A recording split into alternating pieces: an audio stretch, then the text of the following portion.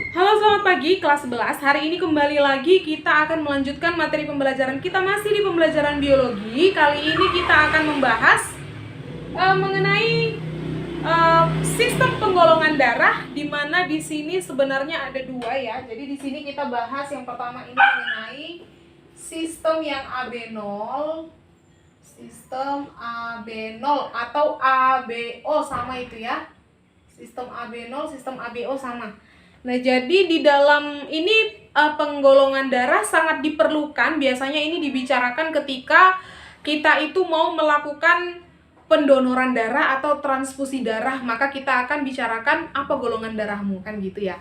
Nah, jadi di sini penggolongan darah ada dua yang paling penting. Sebenarnya ada tiga, ada sistem MN, tapi itu nanti boleh nanti saya jelaskan. Oke, yang pertama di sini ada sistem AB0 gitu ya. Nah, di sistem AB0 di situ membedakan atau menggolongkan darah kita itu menjadi 4. Ada golongan darah A, golongan darah B, golongan darah AB, dan golongan darah 0 atau golongan darah O sama ya. Nah, jadi nggak ada golongan darah C. Oke, A, B, AB, dan golongan darah 0. Nah, di sini ada yang namanya aglutinogen dan juga ada aglutinin. Nah, aglutinogen dan aglutinin ini adalah suatu zat atau protein itu yang terdapat di dalam sel darah merah. Jadi ada sel darah merah orang itu yang punya aglutinogen tipe A, ada yang punya tipe B, ada yang punya dua-duanya, atau ada juga yang nggak punya sama sekali gitu. Demikian juga dengan aglutinin. Jadi itu dia dilihat dari sel darah merah atau eritrositnya ya. Nah, tadi kan saya bilang bahwasannya penggolongan darah biasanya itu dibicarakan ketika kita mau melakukan ini, transfusi darah. Nah, transfusi darah itu apa? Ini adalah peristiwa perpindahan darah dari donor atau pemberi ke resipien atau penerima. Jadi donor disebut pemberi, pemberi disebut dengan donor, penerima disebut dengan resipien. Jadi contoh, saya mau mendonorkan darah ke adik saya, berarti saya sebagai donor, adik saya sebagai resipien gitu ya. Oke, di sini kalau kita mau melakukan transfusi darah tentu ada syaratnya. Nah, kalian tahu kan syaratnya itu apa? Biasanya kalau kita mau donor darah ditanya golongan darahnya apa, sesuai nggak sama golongan darah si penerima gitu ya. Nah, kalau sesuai baru boleh dilakukan proses pendonoran darah. Nah, sekarang kita mau cari tahu gimana cara mengetahui mana yang sesuai dan mana yang tidak sesuai. Oke, syaratnya di sini adalah di mana si aglutinogennya si donor ini tidak boleh ketemu dengan aglutininnya si resipien. Oke, jangan kebalik. Aglutinogennya donor tidak boleh ketemu dengan aglutininnya si resipien. Emang kalau ketemu apa yang terjadi? Nah, kalau ketemu maka ini bila bertemu siapa tadi? Aglutinogennya si donor dengan aglutinin si resipien, maka apa yang terjadi? Maka di sini akan terjadi yang namanya aglutinasi. Nah, di pertemuan sebelumnya waktu kita membahas itu mengenai trombosit ya. Ketika proses pembekuan darah di situ ada kata aglutinasi ya kan. Aglutinasi itu adalah penggumpalan darah. Nah, jadi kalau aglutinogen donor ketemu sama aglutinin resipien, itu darahnya akan menggumpal. Kalau darahnya menggumpal bahaya nggak? Bahaya ya kan? Bagian tubuh tertentu tidak mendapatkan suplai zat tertentu gitu. Kemarin saya kasih contoh otak ya kan.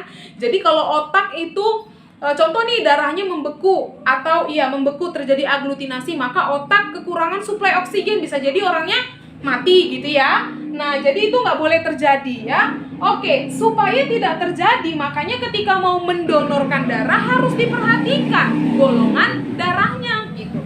Nah, golongan darahnya ini tadi, kalau dia golongan darah A punya aglutinogen jenis A, aglutinin jenis B. Ini gampang aja ngingatnya.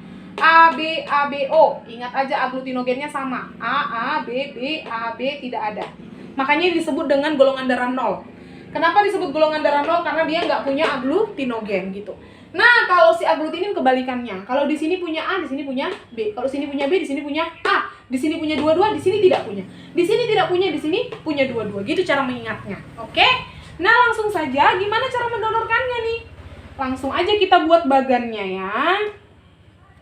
Saya buat di sini ada golongan darah apa ya? AB. Lalu di sini juga ada golongan darah AB. Di sini ada golongan darah O, di sini juga ada golongan darah O. Di sini ada golongan darah A dan A, di sini ada golongan darah B dan B. Nah, kita mau tahu gini. Golongan darah AB bisa nggak memberi ke sesamanya golongan darah AB? Kita lihat tadi syaratnya. Berarti di sini aglutinogennya siapa punya? AB ya. Aglutininnya siapa punya? AB juga ya. Karena dia AB memberi ke AB. Kita lihat, oke. Aglutinogennya si AB nggak boleh ketemu dengan aglutininnya si AB. Aglutinogen AB mana? Nih. Aglutinin AB mana? Nih, nggak ketemu ya. Berbeda dia. A dan B berbeda. Berarti nggak ketemu. Artinya boleh nggak mereka mendonorkan darah? Boleh. Jadi, ini AB yang ini boleh kasih ke sini. AB yang ini juga boleh kasih ke sini. Gitu ya. Oke, selanjutnya. Golongan darah A boleh nggak kasih ke A? Coba kita lihat. Berarti ini kita ganti ya, gini ya. Jadi A, di sini juga jadi A. Oke, kita lihat. Golongan darah A. Oh, sorry. Tadi AB ya. Yang ini ya AB, sorry ya. Berarti tadi gini ya. AB nggak boleh ketemu dengan AB. Memang nggak ketemu ya, berarti boleh. Nah, sekarang yang A nih. A, boleh nggak ketemu dengan yang A? Boleh. Nggak boleh ya. Lihat nih. Aglutinogen A, ini dia. Aglutininnya A, ini dia. Berarti ketemu nggak? Nggak ketemu. Berarti boleh nggak? Boleh. Ya, berarti golongan darah A boleh memberi ke golongan darah A. Ini boleh kasih ke sini, ini pun boleh kasih ke sini gitu.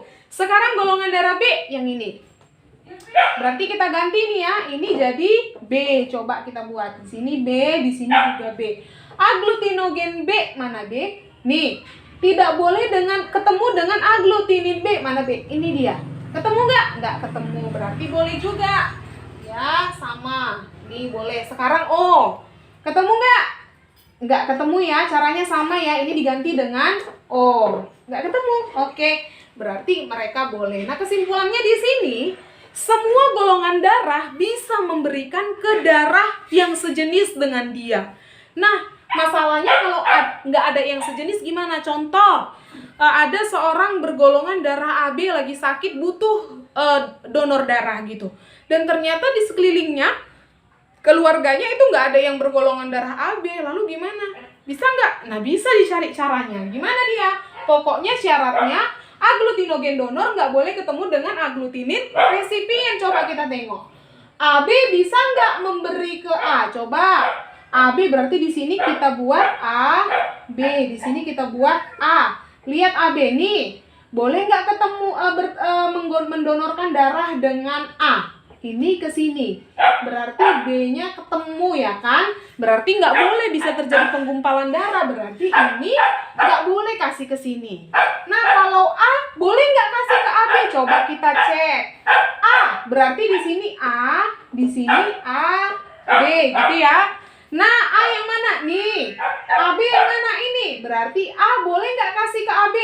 Boleh ya, karena nggak ada yang ketemu. Berarti kita kasih tanda panah ini ke atas. Ini kita kasih nggak? Enggak, karena tadi AB tidak boleh kasih ke A. Bisa terjadi penggumpalan darah. Oke, next. Golongan darah B bisa nggak kasih ke AB? Coba kita cek. B. Berarti di sini jadi B, di sini jadi AB gitu ya. Ini B. Mana dia aglutinogennya si B? Nih. Boleh nggak kasih ke aglutininnya si AB? Mana aglutinin AB? Nih, boleh nggak? Boleh. Berarti di sini juga ada panah ke atas. AB bisa nggak kasih ke B? Kita cek. AB mana? Nih. B-nya mana? Nih. Ketemu ya A-nya? A-nya ketemu. Berarti nggak boleh. Berarti tanda panahnya hanya searah ke atas doang. Nah, kalau O. Kalau O ini bisa nggak ya kasih ke AB? Coba kita cek. O. Nih. Mau kasih ke AB. Maaf. Ini O mau kasih ke AB. Boleh nggak? Boleh. Kenapa? Karena nggak ada A dan nggak ada B-nya. Sama-sama kosong mereka. Berarti boleh. Jadi di sini dia ada tanda panah ke atas. AB bisa nggak kasih ke O? Kita cek. Aglutinogen AB mau kasih ke O. Mana aglutinogen AB ini?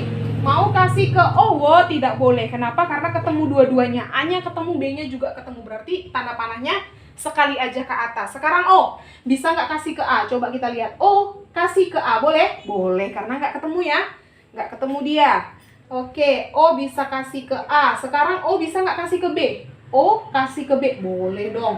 Kasih ke B. Sekarang B bisa nggak kasih ke O? Sekarang B. B kasih ke O. Nggak boleh karena ketemu di B. Lalu A. A bisa nggak kasih ke O? A kasih ke O. Nggak boleh juga. Nah, kesimpulannya di sini lihat.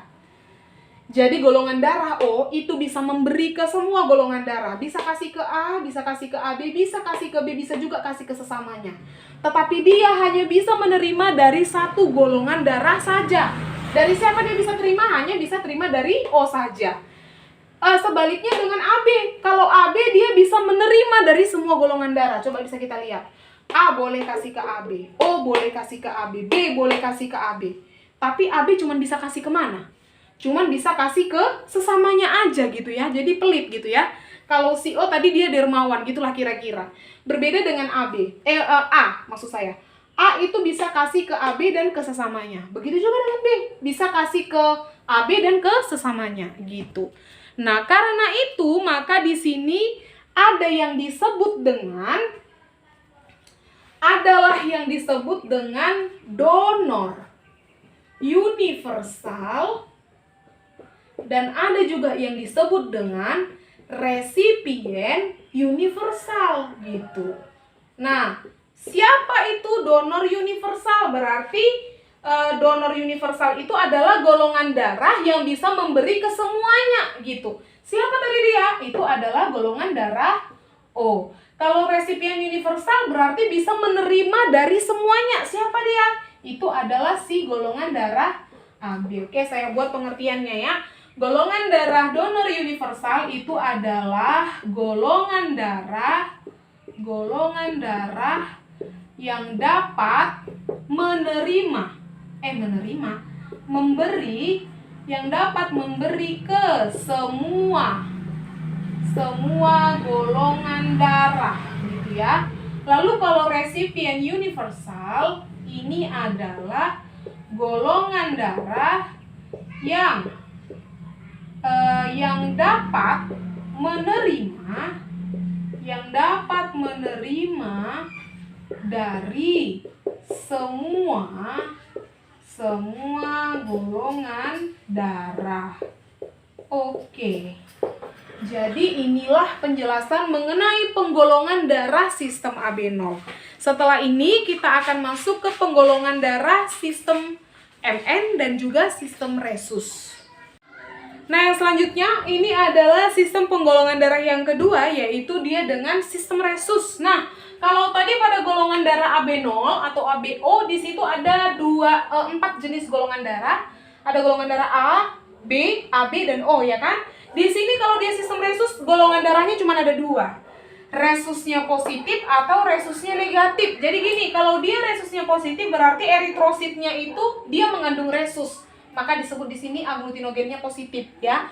Kalau dia resusnya negatif berarti eritrositnya itu tidak mengandung resus. Berarti di sini aglutinogennya ditulis dia negatif gitu. Cuman ada 2 golongan darah. Nah, di sini catatannya gini. Ketika orang bergolongan darah resus negatif, darahnya itu ketemu dengan darah orang yang bergolongan darah resus positif. Jadi gini, saya contoh resusnya negatif, adik saya resusnya positif. Udah, kalau darah saya ketemu dengan darahnya adik saya, berarti darah saya masuk ke dalam darahnya adik saya gitu ya. Maka kan berarti darah saya ketemu sama darah dia di dalam tubuhnya adik saya gitu. Maka tubuh adik saya, eritrositnya itu secara langsung dia akan membentuk yang namanya antiresus gitu. Adik saya akan membentuk antiresus. Nah, si antiresus ini ketika dia sudah dibentuk, jadi gini, antiresus itu tidak langsung ada di dalam tubuh kita. Tetapi antiresus itu ada karena dirangsang. Kok bisa ada dia? Karena sudah bertemu resus positif dengan resus negatif gitu ya. Nah, jadi kalau sudah ada dibentuk antiresus, antiresusnya ini sifatnya itu fagosit. Fagosit tadi apa? Bisa menelan, ya kan? Menelan bisa menelan eritrosit yang beresus positif. Jadi sifatnya gini. Tadi kan resus saya positif, resus adik saya negatif. Ketika darah saya diberikan ke dalam darah adik saya, maka secara otomatis tubuhnya adik saya itu akan menghasilkan darah yang punya antiresus, ya kan? Nah, antiresusnya itu lama-kelamaan nanti akan menggerogoti darahnya adik saya. Kenapa? Karena darah adik saya tadi resusnya positif. Tadi kan ini antiresus. Antiresus berarti anti terhadap resus.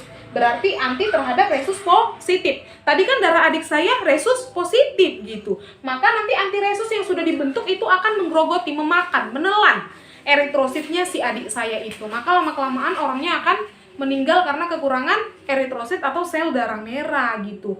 Nah, biasanya sih ini sangat jarang terjadi. Kenapa? Karena kita itu biasanya kan dicek dulu resusnya positif atau negatif. Biasanya itu susah dihindari ketika seorang ibu itu menikah dengan seorang pria yang resusnya itu berbeda. Itu biasanya yang berbahaya. Jadi kalau di dalam transfusi darah biasanya ini jarang terjadi karena kita udah cek dulu gitu ya. Tetapi kan kalau mau menikah itu jarang dicek. Contoh nih, saya mau menikah ya, jarang saya cek darah, suami saya cek darah juga gitu, jarang terjadi. Biasanya yang menikah aja gitu. Setelah menikah baru ketahuan, oh ternyata dia resusnya negatif atau dia resusnya positif gitu. Oke, jadi langsung aja saya kasih contoh nih. Saya langsung kasih contoh. Contohnya ini ada ibu-ibu. Ibu-ibunya ini dia resusnya negatif. Dia itu menikah dengan bapak-bapak. Bapak-bapaknya itu dia resusnya positif gitu ya. Ibu-ibu menikah dengan bapak-bapak yang beresus ya gitu. Maka hasil dari persilangannya atau perkawinannya itu akan ada 50% keturunan yang resusnya itu dia negatif, dan ada juga 50% keturunan resusnya itu dia positif. Jadi gini maksudnya, ada 50% besarnya kemungkinan si ibu ini akan melahirkan anak resus negatif. Ada juga 50% kemungkinan si ibu ini melahirkan anak dengan resus yang positif. Jadi gini, kalau yang dilahirkan kebetulan yang jadi itu adalah anak yang golongan darahnya itu resus negatif, nggak masalah. Karena anak dengan ibu sama golongan darahnya.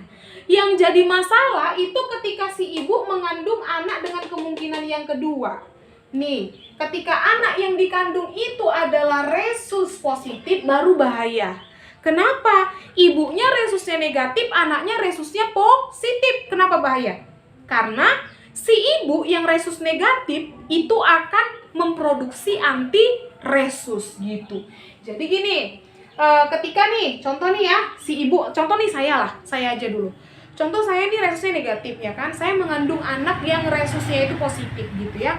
Nah, ketika saya mengandung anak yang resusnya positif, maka secara otomatis tubuh saya itu akan menghasilkan antiresus. Karena tubuh saya itu berusaha untuk melindungi diri.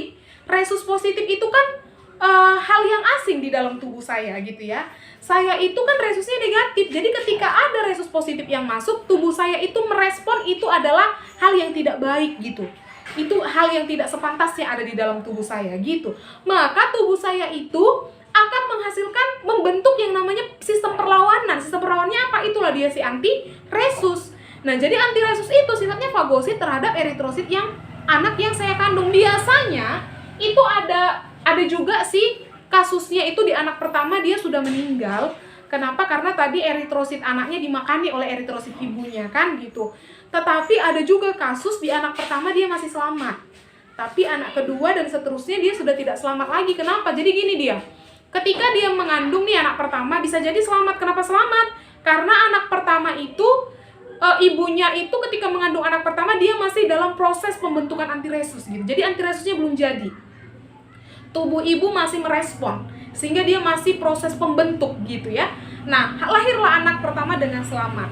Di dalam tubuh ibu kan sudah ada antiresus gitu ya. Nah, ketika si tubuh ibu yang resusnya negatif sudah membentuk antiresus gitu ya, lalu dia mengandung lagi anak keduanya yang resusnya juga positif, berbeda dengan ibu gitu kan, maka di situ sudah pasti anak keduanya akan erythroblastosis fetalis namanya. Jadi di sini anak kedua, saya buat aja langsung di sini ya. Maka anak kedua akan menderita akan menderita atau mengalami lah ya, saya buat mengalami penyakit yang namanya erythroblastosis fetalis. Nah, apa ini erythroblastosis fetalis? Ini adalah keadaan di mana anak itu kekurangan eritrosit. Anak kekurangan eritrosit. Kenapa bisa kekurangan eritrosit tadi? Karena eritrositnya dimakani oleh si eritrositnya si ibu yang sudah memiliki antiresus gitu. Jadi itu disebut nama penyakitnya yang ini ya, erythroblastosis fetalis gitu. Oke, demikian penjelasan saya. Nah, jadi ini sistem resus. Kalau sistem MN itu sangat jarang digunakan. Kenapa? Karena banyak kekurangan-kekurangan yang ditemukan.